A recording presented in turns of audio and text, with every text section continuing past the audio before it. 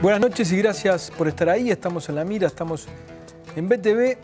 Recientemente una encuesta de la empresa Cifra indicó que un 57% de la población desaprueba la acción de los dirigentes sindicales. Apenas un 27% de los encuestados la aprueba. Para hablar de esto y también de lo que ocurrió luego del violento desalojo del CODICEN, estamos con el secretario general del PIT-CNT, Marcelo Abdala. Marcelo, muchas gracias por estar. Un gusto siempre estar aquí. Muy bien. Y más adelante en el programa vamos a estar con Agustín Ferrando, el creador de Tiranos Temblad, que está jugando en las ligas mayores, fue contratado por Cartoon Network, y con Federico Comesaña, analizando la disyuntiva que tiene el gobierno entre controlar la inflación o controlar el dólar.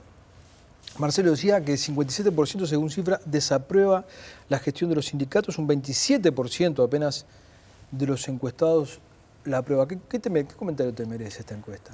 Bueno, a nosotros siempre una preocupación, porque concebimos la acción sindical como una acción que en lo inmediato tiende a luchar por las reivindicaciones inmediatas de los trabajadores, pero que siempre hace el esfuerzo por levantar propuestas, por levantar ideas que tienen que ver con la vida de las grandes mayorías nacionales. Sucede a veces, desde mi punto de vista, es que de alguna manera están muy socializadas por parte del PIT-CNT a todos los sindicatos cuando nos referimos a conquista, buenas acciones, buenas prácticas, y también están muy privatizados, digamos, los costos políticos de algunas acciones que a veces se toman, que desembarcan siempre en la generalidad del PIT-CNT.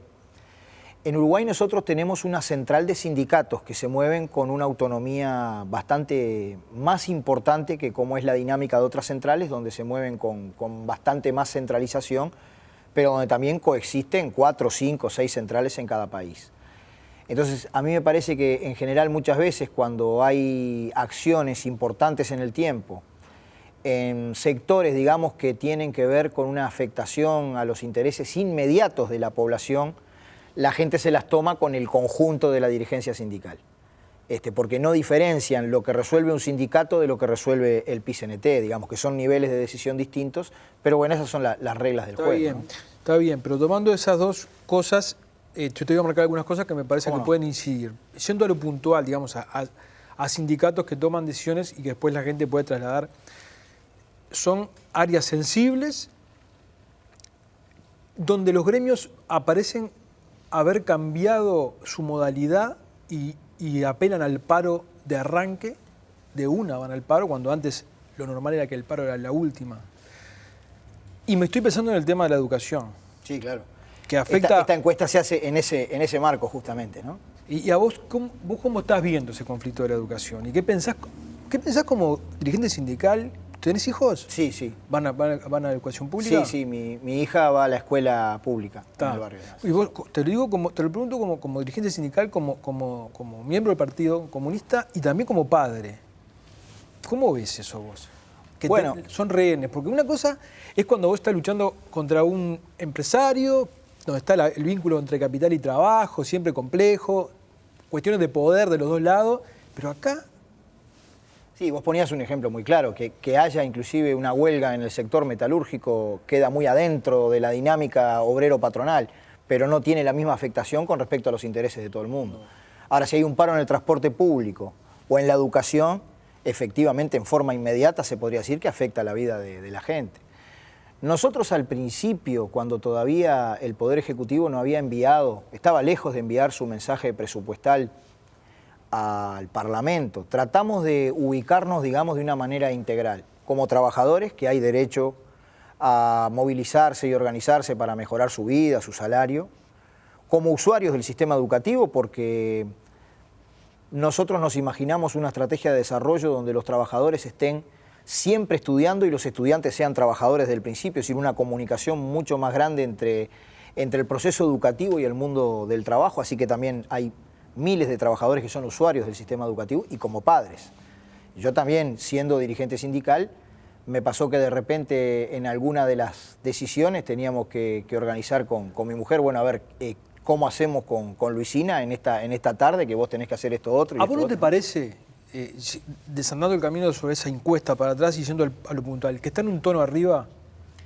Yo creo que hay un problema que tenemos un problema y que tiene que ver con el carácter nacional de algunas dinámicas.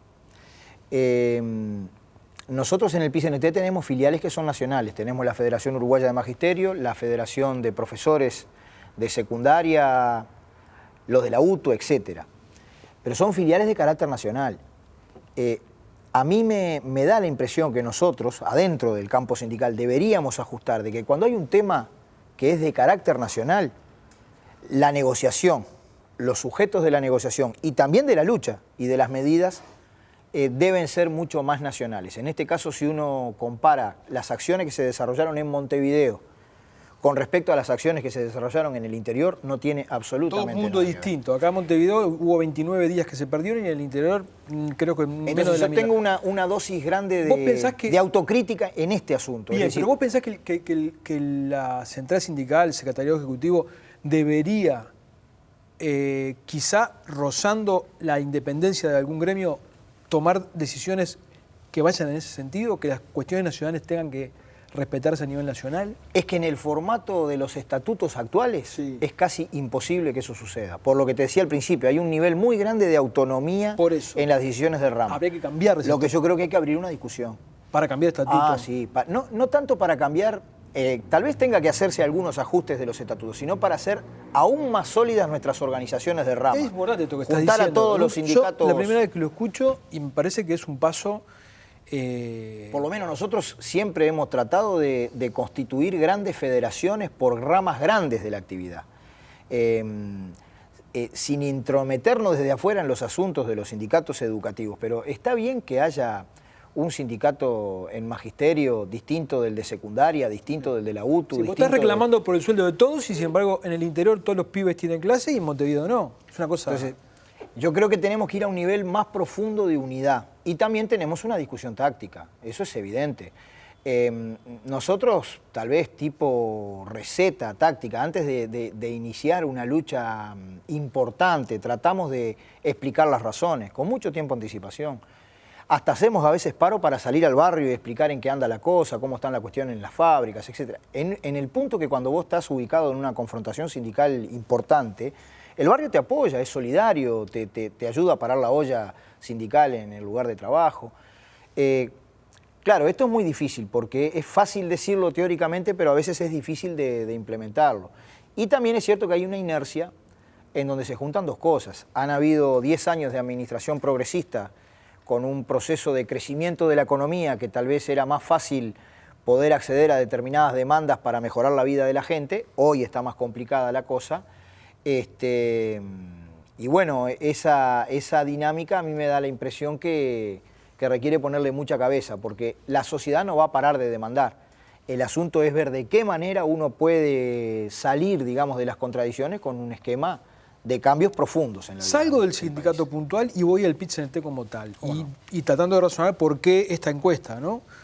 Y no entiendo la posición del PIT-CNT respecto de lo que ocurrió en el CODICEN. Porque la pregunta es, ¿qué se pretendía? ¿Que no se desalojara una oficina pública? No, vos sabés que hay que desalojarla. Si la policía va y los tipos que están ahí, a los policías, que son trabajadores y están sindicalizados, sí, ahora le empiezan a tirar pedrada, un policía tiene que pegar un palo porque si no, ¿me explico? Es su trabajo. Entonces, no entiendo cuando el PIT-CNT se pronuncia y le da un palo a la policía y dice, ¿cómo se explica eso?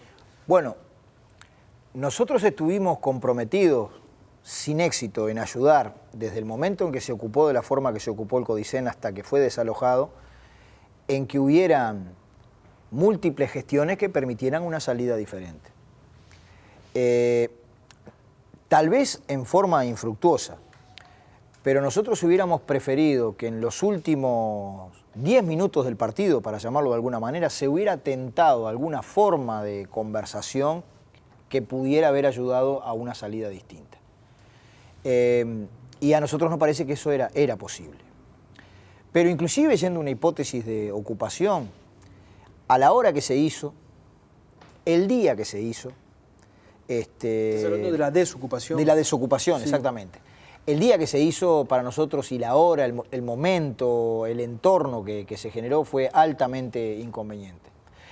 Es difícil porque es levantar premisas o hipótesis de cosas que no fueron así.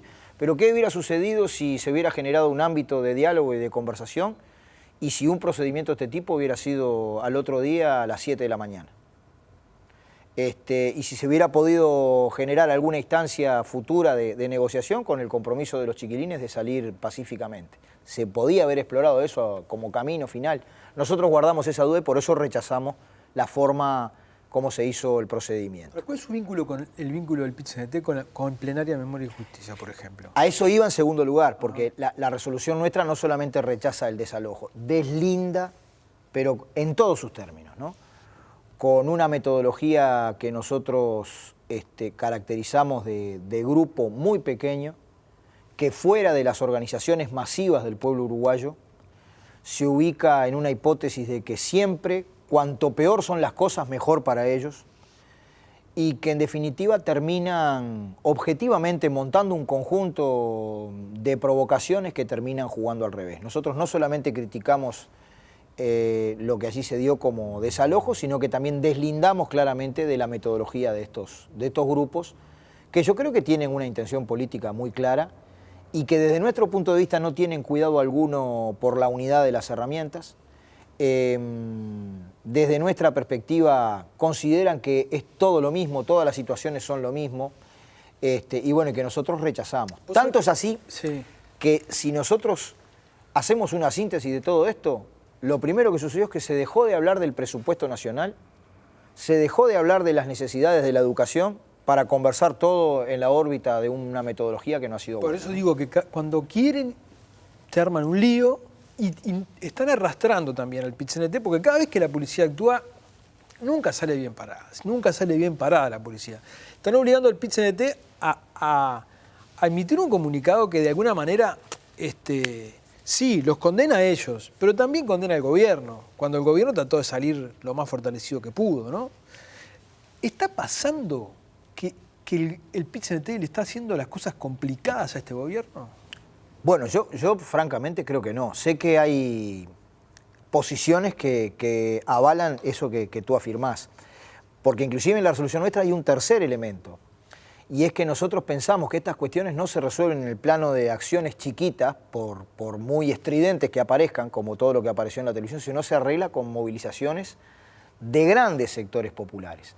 Y nosotros estamos trabajando, particularmente junto a la FEU, junto a UNASPU, junto a FUBAN, para una gran movilización por el presupuesto en la primera quincena de octubre, que nos parece que es lo que va a permitir deslindar de esta metodología y ordenar una jugada grande. ¿Qué va a ser, un paro general?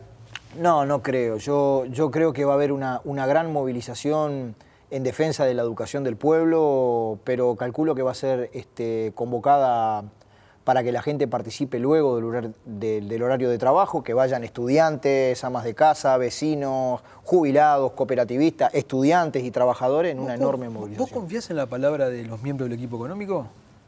¿Les crees? Yo creo que tienen mucha rigurosidad conceptual. Creo que ellos defienden honestamente sus puntos de vista. Tengo muchos puntos de vista distintos. Tengo discrepancias, digamos. Cuando dicen, si no te doy esto, o mejor dicho, si te doy esto, estoy poniendo en riesgo los logros sociales alcanzados en 10 años de gobierno del Frente Amplista. Es un tema complicado. Yo en ese esquema conceptual, no es que no les crea, es que no estoy de acuerdo, ¿no? Porque ahí viene una pregunta muy importante que vos hacías. ¿Es que se puede pensar que la movilización masiva, me refiero yo, ¿no? Los trabajadores participando, proponiendo, empujando, son un obstáculo a la política del gobierno? Yo estoy convencido que sin participación de la gente no pueden haber cambios. Yo te pongo un ejemplo. Efectivamente, esto no es la crisis del 2002, pero la desaceleración está significando problemas importantes en el mundo del trabajo. Y hay un compromiso de atender eficazmente las cuestiones de la educación, las cuestiones de la vivienda, las cuestiones del Sistema Nacional Integrado de Salud, particularmente la salud pública. Si se mantiene este ritmo de desaceleración, ¿es posible satisfacer esas demandas sin gravar más a quien más tiene? Yo creo que más tarde o más temprano va a haber que hacer una discusión de cómo cambia el IRPF, cómo cambia el IRAE para poder atender esas cuestiones. Vos sos un frente amplista, ¿sí? Sí. La gente que votó al Frente Amplio lo votó porque confió en la palabra del candidato, ¿verdad? Es cierto. Y el candidato dijo que no iba a poner más impuestos. Si vos estás pidiéndole al candidato que renuncie a una promesa. O que por lo menos no cree más impuestos, pero que estudie ajustar los impuestos existentes. Porque yo pienso que Si subís un impuesto, estás poniendo un impuesto. Por ejemplo, un gerente altamente valorizado en una empresa que gana más de 300.000 pesos mensuales, no va a cambiar radicalmente su vida si se le ajusta el IRPF. Que el IRAE, digamos, de la ganancia de las empresas se ajuste para llegar a un 30, hay que estudiarlo, ¿no? Mismo la utilización de las reservas. Claro, pero de cualquier manera estás tocando un tema sensible. El gobierno dijo que no iba a... El problema es a quién se le toca, ¿no?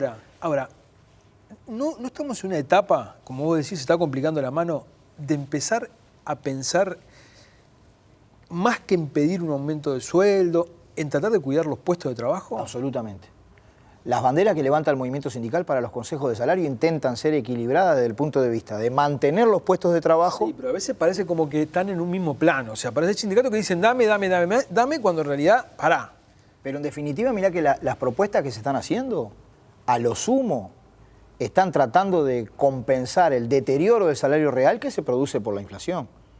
Si uno mira un sector que ha crecido mucho, que ha tenido un importante dinamismo y que es un acuerdo importante para nosotros como la salud privada, ellos se garantizan el 100% de la inflación, hicieron una ingeniería distinta de los criterios del Poder Ejecutivo con respecto a los correctivos, crearon una suerte de adelanto del correctivo si la inflación se va demasiado, tuvieron un acuerdo de un crecimiento salarial de un 3.53 por arriba del IPC, en 3 años estamos hablando, ¿no? Y además generaron unas partidas fijas bien importantes. Si uno mira la cuestión, creo que es un acuerdo sumamente sensato. No es que la salud vaya a entrar en problemas por los aumentos de los trabajadores. En la actividad privada en general se están planteando cosas de ese tipo. No son planteos exorbitantes lo que estamos haciendo. Lo que pasa que también es cierto que los criterios que presentó en su momento el Poder Ejecutivo no es que atemperaran el aumento salarial para cuidar el empleo, es que no te daban garantías de mantenimiento del salario real. Eso ahora está tendiendo a cambiar, porque el Poder Ejecutivo dijo, bueno, si yo tengo 1, 2, 3 acuerdos que ingresan variables distintas, esas variables están a disposición de toda la negociación, ¿no? Aunque vos dijiste recién que no compartís, ¿es correcto que en algún momento desde el gobierno se les transmitió esta idea de que podían estar en riesgo?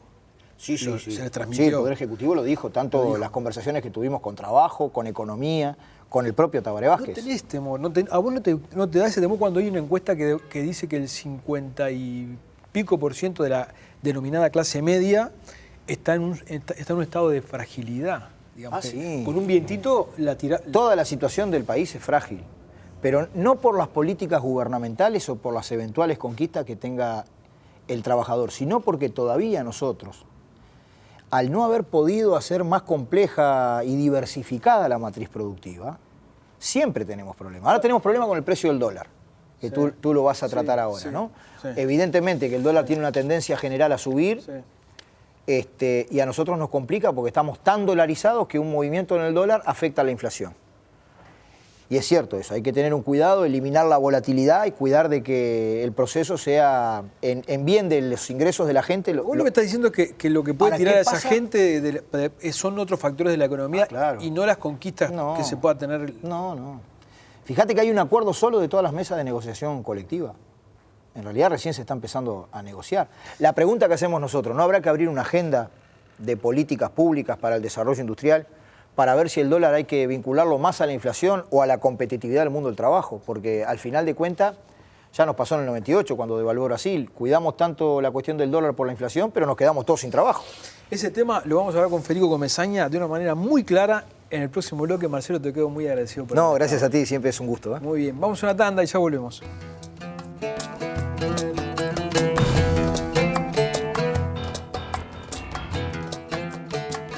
Presenta Pronto, el préstamo de los uruguayos. Selman cumple 50 años y lo quiere festejar junto a vos. Catunasí, Terminal Cuenca del Plata. Jaume y Seré. Lo que hoy nos representa son los mismos valores que nos fundaron hace 60 años.